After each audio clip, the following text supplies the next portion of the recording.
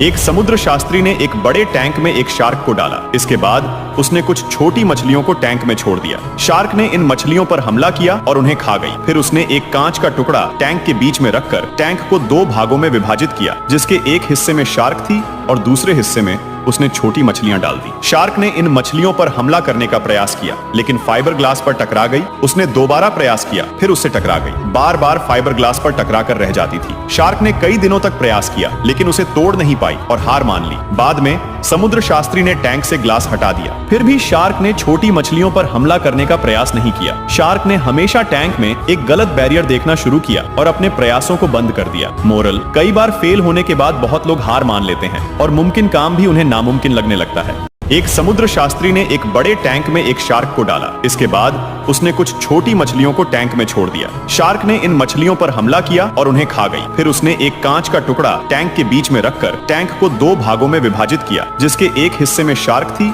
और दूसरे हिस्से में उसने छोटी मछलियां डाल दी। शार्क ने इन मछलियों पर हमला करने का प्रयास किया, लेकिन फाइबर ग्लास पर टकरा गई। उसने दोबारा प्रयास किया, फिर उससे टकरा गई। बार बार फाइबर ग्लास पर टकरा कर रह जाती थी। शार्क ने कई दिनों तक प्रयास किया, लेकिन उसे तोड़ नहीं पाई और हार मान ली। बाद में समुद्र शास्त्री ने टैंक से ग्लास हटा दिया। फिर भी शार्क ने छोटी मछलियों पर हमला करने का प्रयास नहीं किया। शार्क ने हमेशा टैंक में एक गलत बैरियर देखना शुरू किया और अपने प्रयासों को बंद कर दिया। मोरल: कई बार फेल होने के बाद बहुत लोग हार मान लेते हैं और मुमकिन काम भी उन्हें नामुमकिन लगने लगता है।